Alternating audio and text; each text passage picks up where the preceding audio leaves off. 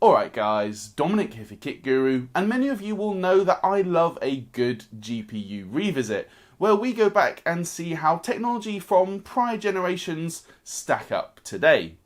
So when Nvidia got in touch about a sponsored video checking out the performance of the RTX 2080 Ti up against the RTX 4080 in 2023, well, you can bet I was excited to get stuck in. In this video then, we are pitting the 20 series flagship against the 4080 over a total of 6 games, but we are only going to be focusing on titles that support DLSS 3, and this is so we can really highlight both the hardware and software developments since the launch of the Turing architecture back in 2018, and that's compared to what we have now with Ada Lovelace in 2023. Both of these GPUs also launched at similar prices as well, around £1,099 for the 2080 Ti and about £1,199 for the 4080, so in my view it really does make for a natural comparison of two high-end GPUs. Just before we do fully dive into all of the comparisons though, just a quick note on our test system we're going to be using for this video. This is of course our regular GPU test rig which was provided to us by PC Specialist. At its heart, this is based on Intel's i9-13900KS CPU, and we've paired that with 32GB of Corsair Dominator Platinum DDR5 memory, and the motherboard is Gigabyte's Z790 Gaming X AX. The only other thing to say is that both the 2080 Ti and the 4080 were tested with the latest driver at the time of starting this project, so that was the 531.68 driver from Nvidia. But with that all out of the way, let's go ahead and dive into the comparisons so we can see exactly how the 2080 Ti compares to the 4080 in 2023. There's only one place to kick things off then, and that is Cyberpunk 2077 running the new path tracing technology preview, also known as the RT Overdrive mode. As we can immediately see, even with the RTX 2080 Ti using DLSS 2 quality mode, frame rates are just not nearly playable on this 20 series GPU. We're getting about 15 FPS and latency is sitting around 300 milliseconds, so it is pretty unpleasant. The RTX 4080 does miles better here, however, thanks to the Ada architecture and its ray tracing features, with FPS sitting in the low 50s and latency around 90 milliseconds. In fact, to achieve playable frame rates on the RTX 2080 Ti at 1440p, I had to drop the DLSS 2 mode all the way down to ultra performance, and that actually produces frame rates at a similar level to the 4080 using the DLSS 2 quality mode. Obviously though, the 2080 Ti is rendering at a massively lower internal resolution, so the final image output does look way worse than what we get from the 4080. The RTX 4080, however, has another huge advantage in the shape of DLSS 3 support, and this boosts frame rates even higher again. If you're not exactly sure what DLSS 3 is, it's essentially a new stack of software features that launched with the Ada Lovelace architecture. Now, it does include the pre-existing DLSS Super Resolution, also known as DLSS 2, as well as Nvidia Reflex, which helps with latency, as we will see shortly. Key here though is the other new feature known as frame generation, and this is designed to boost your frame rate while retaining high image quality. It does this by actually generating brand new frames entirely with AI, which it then slots in between traditionally rendered frames thanks to the use of motion vectors and the improved optical flow accelerator found within Ada GPUs. In other words, your GPU doesn't have to work any harder or draw any more power, but you get a big increase to the final frame rate thanks to those generated frames. In Cyberpunk then, DLSS 3 isn't far off from doubling the frame rate compared to just using DLSS 2 Super Resolution at the quality mode. When you compare that again to the RTX 2080 Ti at the same image quality, the RTX 4080 is basically infinitely faster. We're talking frame rates in the mid-80s for the 4080 compared to a mere 10 to 15 FPS for the 2080 Ti. If you are wondering about image quality, as the DLSS 3 frames are entirely AI generated, they're not quite as pristine as a natively rendered frame, something even Nvidia itself shows off in its marketing materials. However, I think slowing down the video to see these things frame by frame is one thing, but when you're actually playing the game and these frames are only on screen for a handful of milliseconds, I really do think it's almost impossible to spot the difference between the frames. DLSS 3 is also the difference between being able to play at 4K with the RTX 4080. Remember, this is the RT Overdrive mode and it is incredibly demanding. Using just DLSS 2, we're looking at a sub 30 FPS when walking around Night City, compared to the high 40s or even low 50s when DLSS 3 is engaged. And if we needed any reminder of what that means for the 4080 when compared to the RTX 2080 Ti, it is very one-sided, with the 4080 in the region of being 5 times faster at this resolution. Just confirming the numbers then with a couple of benchmark charts. At 1440p, we're looking at an average of 53 FPS for the 4080 when using DLSS 2 quality, compared to just 16.5 FPS for the 2080 Ti, so it's already light years ahead. DLSS 3, however, bumps things up to 88 FPS, and this is orders of magnitude faster than the 2080 Ti. Likewise, at 4K, it's simply the difference between a completely unplayable experience at 8 FPS versus something reasonably smooth at 43 FPS average when using DLSS 3 in the new RT Overdrive mode. Next up is F122, and it's worth making it clear here that DLSS 2 Super Resolution still has a massive impact on the RTX 2080 Ti. At 1440p, using the DLSS 2 quality mode, we're already getting a boost from around 50 FPS up to 75 FPS, even with the ray tracing settings maxed out. So it just goes to show how useful DLSS 2 still is.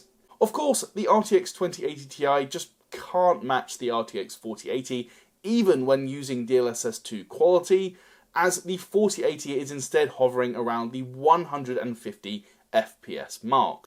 Interestingly though, if you keep a close eye on the RTX 4080's GPU utilization, we can actually see that it's not quite locked at 99 or 100%. Even at 1440p, there is a bit of CPU bottlenecking going on, even with our 13900KS. This actually gives us a chance to switch from DLSS 2 quality mode to DLSS 3, where we see, in my opinion, one of the new technology's biggest strengths. That is, its ability to effectively bypass CPU bottlenecks. As the AI-generated frames don't rely on any CPU input, they're inserted right between the traditionally rendered frames, you can still get a huge boost to the frame rate even when being CPU limited. So on the RTX 4080, just by enabling DLSS 3, we're already gaining another 50 to 60 FPS, pushing frame rates well over 200 FPS. Naturally, that also means we're now looking at a huge upgrade over the 2080 Ti. With that 20 series GPU limited to DLSS 2, the RTX 4080 now delivers in the region of 120 more frames per second, all at maximum eye candy and even with slightly lower latency as well. In fact, the DLSS 3 advantage actually lets us increase the resolution on the RTX 4080 up to 4K while still enjoying a frame rate advantage of about 40 FPS over the RTX 2080 Ti when that GPU is still running at just 1440p. Not only then are we getting a smoother experience on the 4080, but it is considerably more detailed as well. Now, you may just notice a small amount of flickering on the racer's names when DLSS 3 is enabled, but it's only very minor, and this sort of UI interpolation has actually improved a fair bit since DLSS 3 first launched. Just confirming the numbers then with our benchmarks, the RTX 4080 manages to come out 76% faster than the RTX 2080 Ti when both GPUs are using DLSS 2 quality. However, if we engage DLSS 3 on the 4080, then it stretches its legs with a whopping 2.5 times multiplier over the 20 series flagship. Likewise, up at 4K, the RTX 4080 is 2.5 times as fast as the 2080 Ti thanks to the DLSS 3 technology, which really just re-emphasizes what we've already shown. Next up, we're taking a look at Hitman 3, and while this game actually came out about 2 years ago now, it's had plenty of updates since, including recent ones for ray tracing and DLSS 3. Starting with both of our two GPUs just using DLSS 2 quality, however, we can see that the RTX 4080 is already well over twice as fast as the 2080 Ti, which is getting about 50 FPS in the demanding Chongqing mission. This is entirely GPU bound, but we still reap the clear benefit when enabling DLSS 3. The RTX 4080 is now approaching 150 FPS, which I have to say is pretty crazy considering we also have ray trace reflections enabled, and it's now coming in over 3 times as fast as the RTX 2080 Ti. As we have already mentioned, Nvidia Reflex is part of the DLSS 3 technology suite, and it's interesting to see how much latency is actually reduced when enabling DLSS 3 in Hitman. We're looking at PC latency here, which is the time it takes from when the mouse click is processed by the OS to when the completed frame is sent to the display. In a nutshell, the lower the latency, the faster your clicks are registered, so the more responsive the overall gameplay experience. Of course, you can enable Reflex without DLSS 3 in most games, but it is actually turned off by default in Hitman 3, so we are still looking at a very healthy drop in latency, down to around 35 to 40 milliseconds with the RTX 4080 when using DLSS 3. Compare that to the RTX 2080 Ti, which is exceeding 100 milliseconds of PC latency, and you can see how we are getting a much snappier overall experience with the 4080 and DLSS 3. And then if we step up to 4K resolution, we can see that the RTX 4080 is still delivering well over 60 FPS.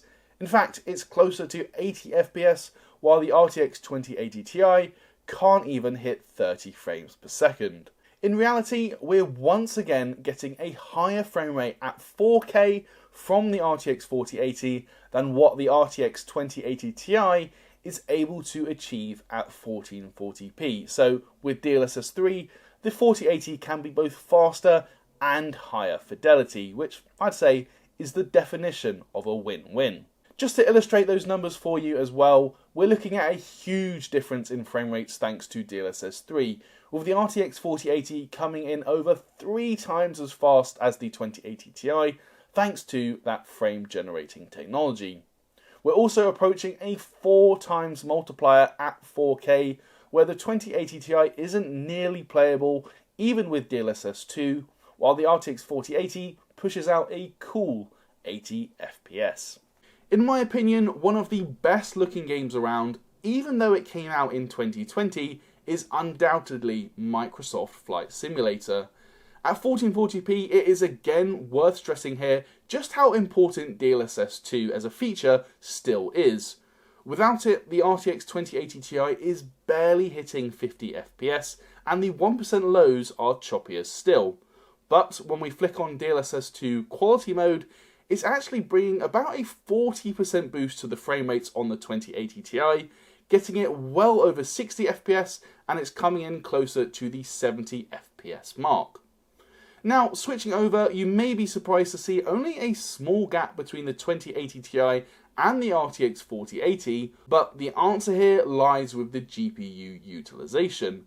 This game is just incredibly CPU heavy, and at 1440p using DLSS 2 quality mode, the 4080 is only getting around 65% GPU utilization. Again, this is an absolutely fantastic showcase for DLSS 3, as it can effectively bypass that CPU bottleneck thanks to its generated frames. As you can see, we engage DLSS 3 and just like that, frame rates skyrocket from around 80 FPS all the way up to 170 FPS. Reflex is again turned off by default for DLSS 2, but when it kicks in with DLSS 3, it also helps to drop latency from the 2080 Ti, which was in the mid-60s, down to around 35 milliseconds for the 4080. We can see the same thing in this different example as well, where we've swapped the city for the jungle, so it is a bit less demanding on our frame rates.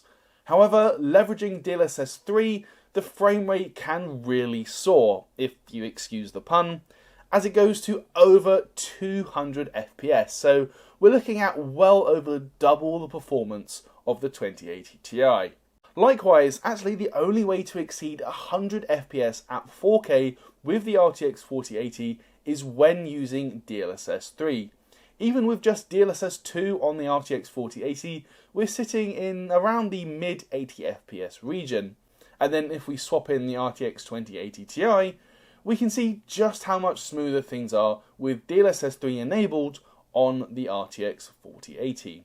To recap the numbers then, the 4080 is only about 25% faster than the RTX 2080 Ti when using DLSS 2, simply due to the incredible CPU load that this game generates. To bypass that, we need DLSS 3, which kicked frame rates up to about 180 FPS, making the 4080 about 2.5 times as fast as the 2080 Ti at 1440p.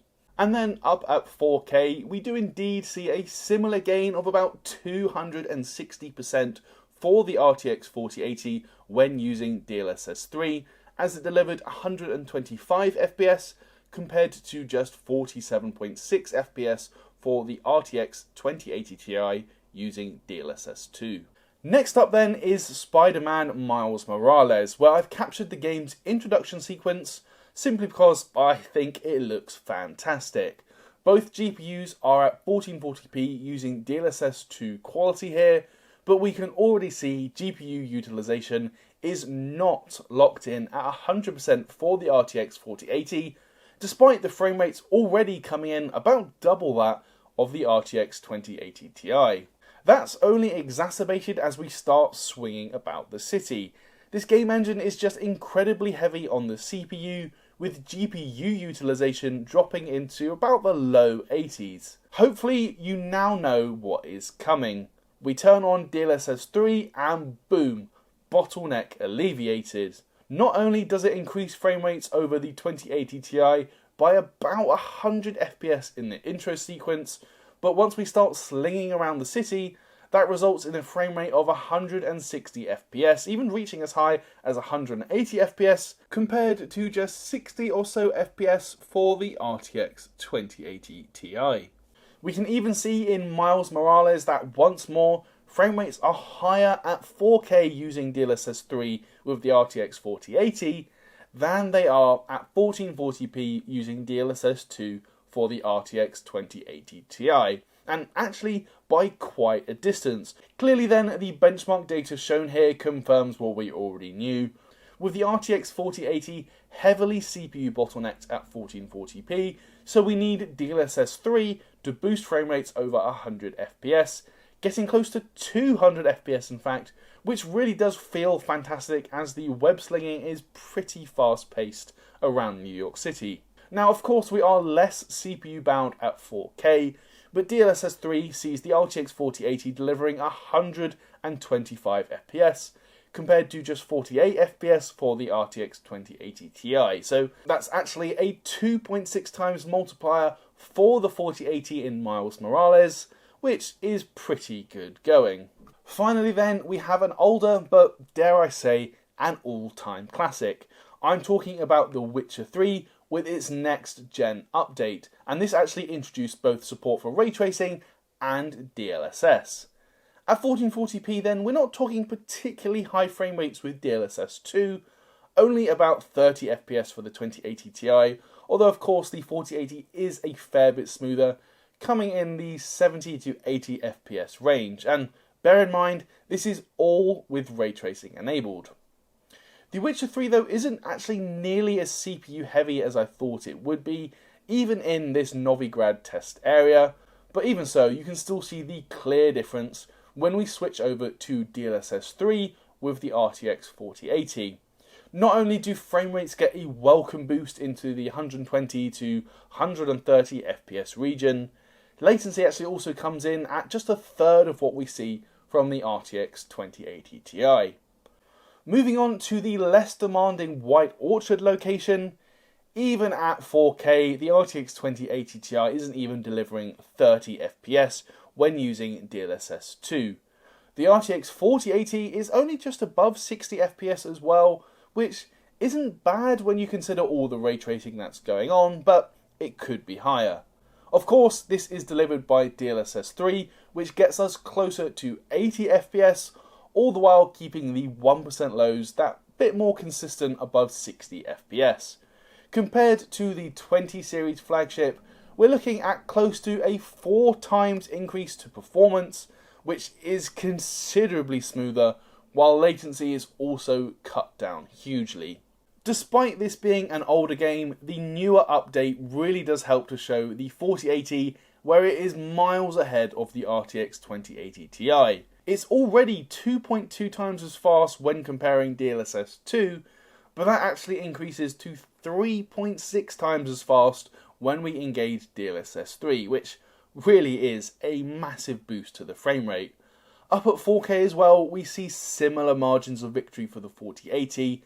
The gameplay experience is just not close to being playable on the 2080 Ti, when in comparison we're getting a smooth 80 FPS for the Ada Lovelace GPU.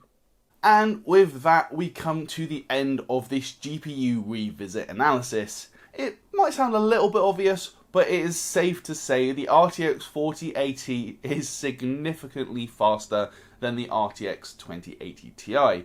In fact, with both GPUs using DLSS 2 quality mode, the 4080 came in just over twice as fast as the 2080 Ti, on average at 4K. It's when enabling DLSS 3, however, that we see the biggest improvement to our frame rates. In fact, the frame rates get taken to the next level, and the upgrade becomes even more significant when enabling this technology.